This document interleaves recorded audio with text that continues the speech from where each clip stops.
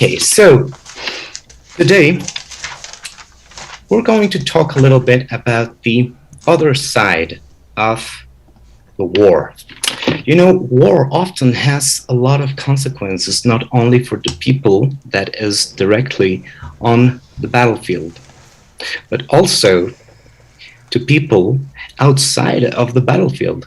The people who stays back home and don't go to the war, they also experience terrible consequences, often very big consequences in their daily lives. What do you think? This is my question. What do you think these consequences will be for people that stays home? Tell me, Santiago. Um, well, I think that number one, uh, food scarcity, poverty, falta de agua, Mm, falta de todo.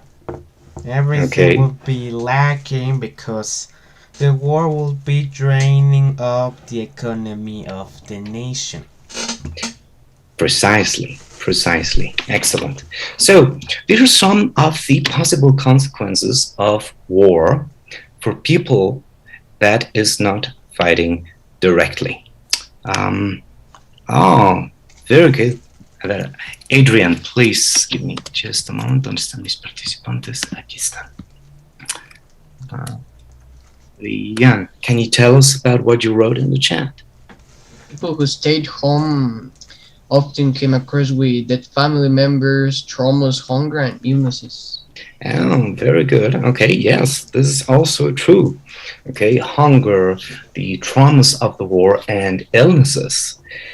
Often, wars are periods which are followed by terrible pandemics. Okay, very often this is what happens. There is a great war, there is a terrible war in which thousands and possibly millions of people die, and then there is a terrible pandemic. Do you boys, does anybody know precisely what was the pandemic that followed the ending of World War One, for example, which is like in the whole history of mankind one of the most deadly pandemics like ever. I mean, what we are living today right now with the COVID pandemic is nothing compared to what happened after World War One. Nobody? Okay, tell me, Santiago. It was the Spanish flu, the pandemic that followed. It had three waves, especially the second one was the most devastating, and I think the one in which like 100 million people died in India alone. Yes, Someone yes, around yes. that number, and then Mm-hmm. I think that scientists and historians think that the virus originated in China, more specifically Manchukuo, and then it went through boat all the way to the Pacific to Canada, and from Canada it went to the US, and then with men being shipped to Europe to fight in World War One during 1917, the virus went to the trenches. Yes. Then the virus started to boil up on the trenches, right? And it is called the Spanish flu because Spain was like the first country to actually document about the virus, since literally no one else cared about the virus because there was like World War One ongoing, and the World War One completely opacó the Spanish flu. Okay, excellent. So, yes, it was the Spanish flu. Very well said. It was the Spanish flu, la gripe española. And we actually had like an attempt at a comeback of this disease back in Mexico in the year 2009, in the year 2009. I remember very well I lived there was a that. comeback of the a form of this virus, of the same virus of the Spanish flu. It mutated and it came back. And I remember very well because I went to an incredible concert just before the epidemic. It wasn't a pandemic that time. It was just an epidemic. It was less bad. So I went to a concert right before everything went out of control. But it was not nearly as bad as what we are living now today. Okay, very good, everybody. Okay, help me, please. For example, Andres.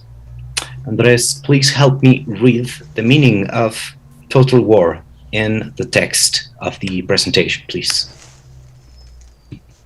Yes, total war is a war that involved the complete mobilization of resources and people, affecting the lives of citizens in the warring countries, even those remote from the battlefield. Excellent. Thank you, Andres. So, this is the meaning of total war. Total war is, and this is going to be important, so I need you boys and girls to take notes of this because I'm going to ask about the meaning of total war. Total war is basically when governments decide that the war has to go on and that they have to win at any cost. So they use every material and human resource that they have, and they dedicate everything to the war effort, to the continuation of the war effort. This is the meaning of total war. Economy, the whole economy of a country, just imagine this, the whole economy of a country dedicated to war, to continuing fighting.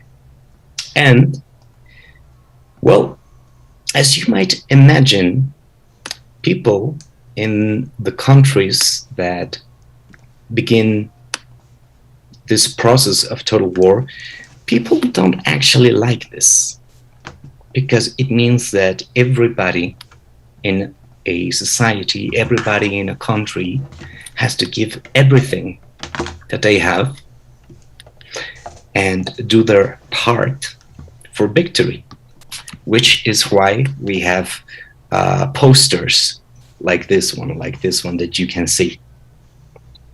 Will you have a part in victory?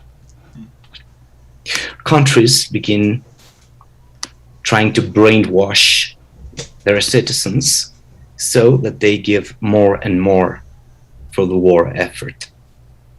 For example, I remember let's this. take a look at what the President of the United States said about people who was not in the battlefield, people who was left behind in their homes. Help me, Dana, precisamente. This man. Dana, can you help me read the words of President Woodrow Wilson? Can you please read this text? Yes. Woodrow Wilson, 1956 to 1924, President of United States, said that man and woman who remain to till the soil and man the factories are not less part of the army than the men beneath the battle flags. Excellent. So, basically, men and women who didn't go to war, who were left behind in their countries of origin, they were also considered to be part of the army. Why? Because they produced things and food that helped the soldiers to keep on fighting. Okay? Total war means that everybody in society is seen as a potential soldier or as somebody who has something to give to his nation to keep the war effort, to continue the war effort. let's take a look at these posters. I really like these posters. Well, I mean, they are a terrible thing, but they are like cool. The designs are really cool. Like this one. Yes, Ivana. Teacher, can you please put again the other diapositive, please? ¿Cuál está? Yes, that one. Okay.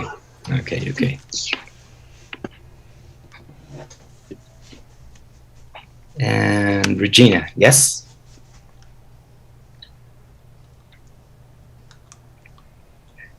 Creo que no está conectado tu micrófono.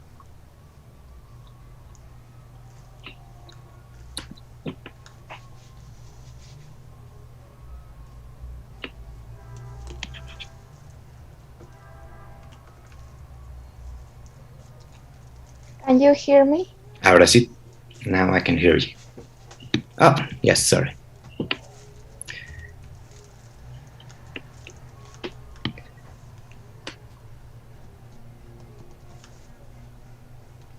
Ok.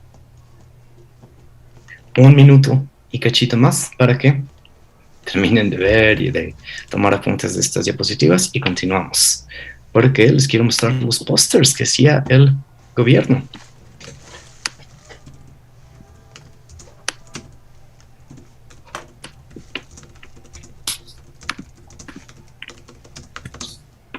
Oh, wait, something happened.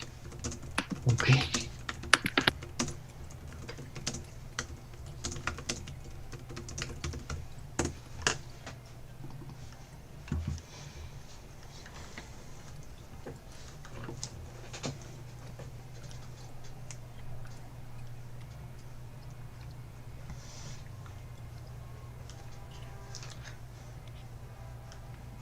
Okay.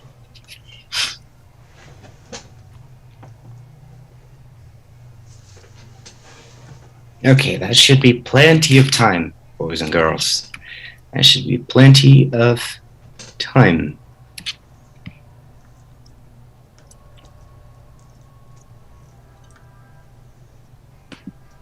Okay, let's take a look at these posters. Let's take a look at these posters. Okay, there we are.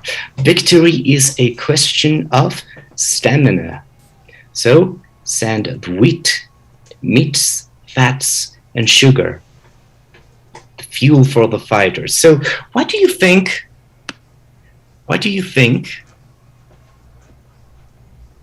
Okay, so what do you think, boys and girls, that the government wanted people in the countries of origin to stop eating wheat, meat, fats, and sugars? What do you think is the point of this poster?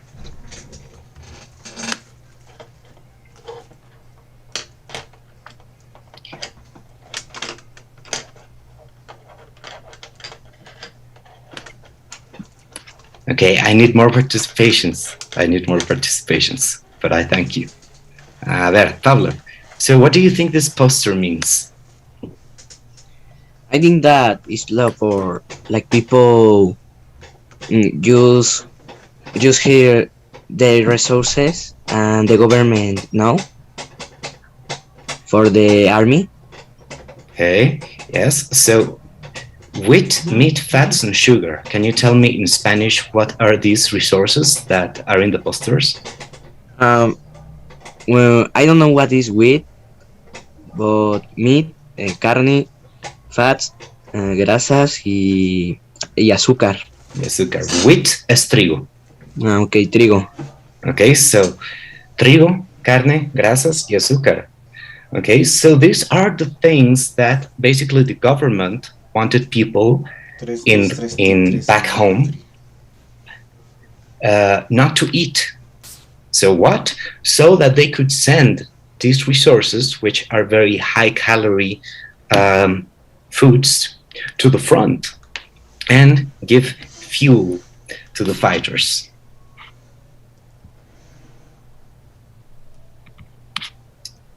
Yes, Paulo. And it, how can I say funcionaba? Worked. And it worked? Yes, it did. It did. It most Yes. definitely did. Okay. Most of the population actually willingly and happily gave away bread, meats, and sugar so that these resources could go to the soldiers fighting in the Western Front. It is crazy. It is crazy. I don't think such a measure would be popular today. I don't think it would work today, but it did back then. Also, take a look at this other poster, and how the figure of the worker of the mining of the coal miner is like represented as an equal to the fighter. So working in your country, working hard in your country to mine coal, to mine resources that produce energy, was equated with fighting in the front. Exactly. And also, basically, this can be a little confusing. I myself don't know what it means, how it works exactly, but people was asked to buy these things, which all the people was asked to buy these little stamps, and these stamps were like era como, a ver si los pongo así. Estas estampitas eran algo así como las estampitas de la Cruz Roja que ahora nos ponen, ¿no? Uno daba dinero y ese dinero eran recursos para que se continuara la guerra, para los soldados, y te daban tus estampitas, ¿no? De que eras un buen ciudadano, un buen patriota que estaba dando recursos para que el país ganara la guerra. ¿Ah? Ok. Muy bien. Dejo de compartir eso y les voy a mostrar. Where is it? Here it is. Okay, we're going to do something in, well, what we have left off the class, but also we are going to be working with, very good.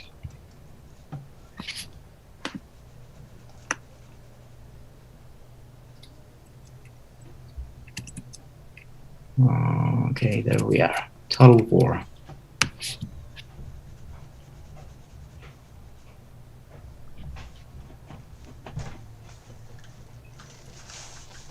Hola. Mi amor, ¿cómo vas? Bien. Dice que estaba el gato rojo. Okay, let's... Se fue. Okay, I'm going to ask you, boys and girls, that you... No, hagamos... No, esperen. No, vamos a leer esto todos juntos, mejor.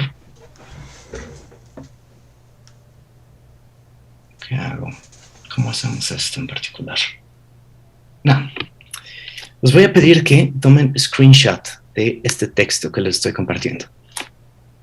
Que todos tomen screenshot de este texto.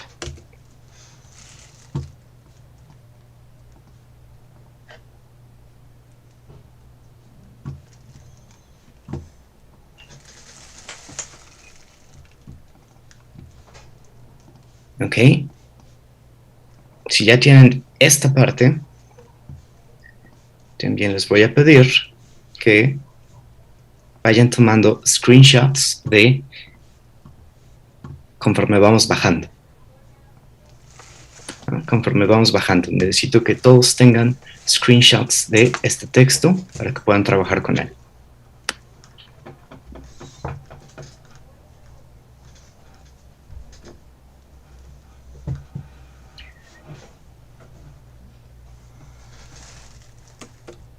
Total War and Society. Un poquito para atrás. Sí.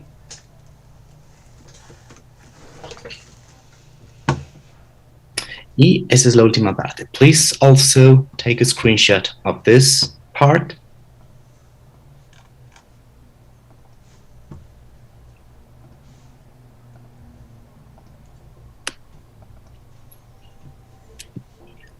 A ver si... Perfecto, sí. So, these are the 3 sections of this text. There are only 2 pages that I want us to work with, and these are the pages, okay? From the impact of total war, all the way to increased government powers, manipulation of public opinion, and total war and society. This is what I want us to work with. Now, I will show you the questionnaire that goes along with this text. Give me just one moment. There we are.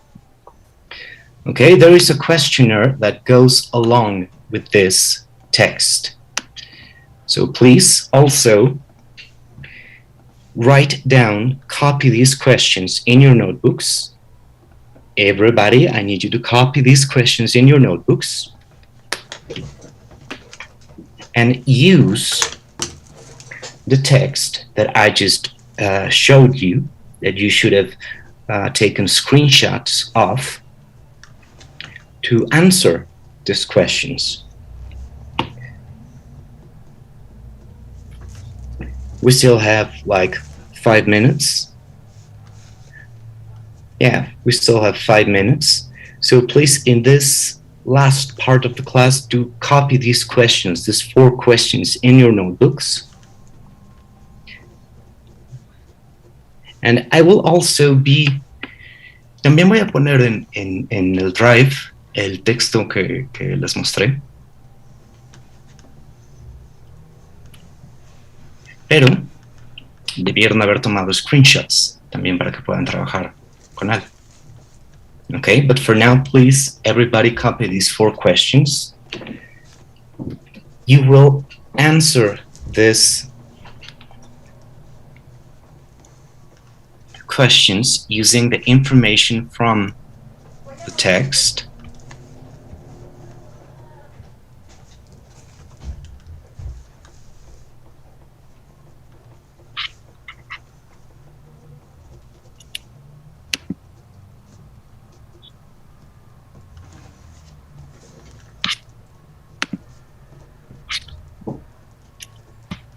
Okay, mientras copian estas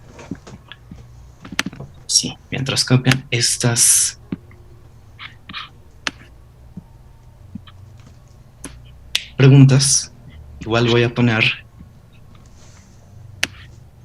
el PDF en la misma carpeta de Drive.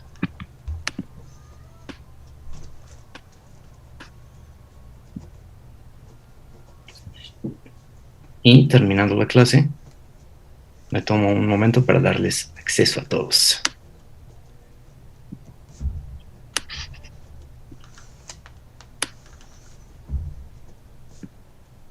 Actually, this is a little bit heavy. It's a heavy file. Well, it's not surprising. I scanned this text in the highest possible quality. Okay, bien.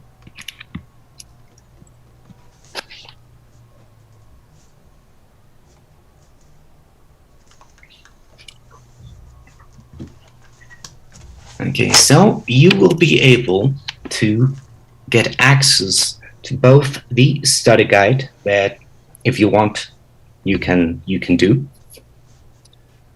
to practice, to study. It's not part of any evaluation. I mean, I am not going to give you grades or assign qualifications to you for doing this study guide, but it will most certainly help you to get a good grade when we actually do the evaluation. And you will have access to the study guide and also to some materials that I will be uploading there. Nunca es la carpeta. Done.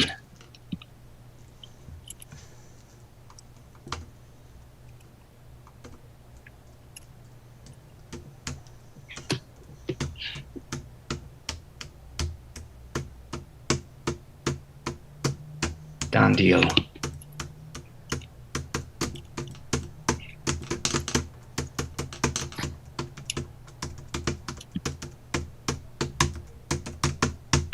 Okay, boys and girls, please be so kind as to write something about either the pandemic, either the disease, either the meaning of total war, something that called your attention today, something that we learned today, and that we didn't know before the beginning of the class.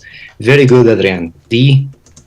About the Spanish flu pandemic, which was the deadliest, remember, it was the deadliest pandemic like ever. Not even the Black Death, not even the smallpox, not even COVID. I mean, deadly, very deadly pandemics, only the Spanish flu. Okay, good. The propaganda and the postures that the government made for the soldiers. The meaning of total war, very good. Santiago, yes. Yes, that I sometimes a friend when I was playing with them, it said me, nunca va a acabar la pandemia. Y yo le dije que si los humanos sobrevivimos a la peste negra y a esta cosa de española, pues que sobrevivimos a esto. Yes. Sí, está bien. Y sobreviviremos. Eventualmente el COVID va a entrar a la fase post-pandémica y se va a volver una enfermedad estacional como la influenza. Nada más vamos a necesitar una vacuna una vez al año y va a haber brotes aquí y allá, pero llegaremos a ese punto. Dicen que a partir de verano de este año, dicen. Pero de que llegaremos. Okay, boys and girls. Seguimos con esto la próxima clase. Cuídense mucho. Que tengan una excelente tarde. ¿Vale? Nos vemos el miércoles. Y ahorita les doy acceso a la carpeta. Bye.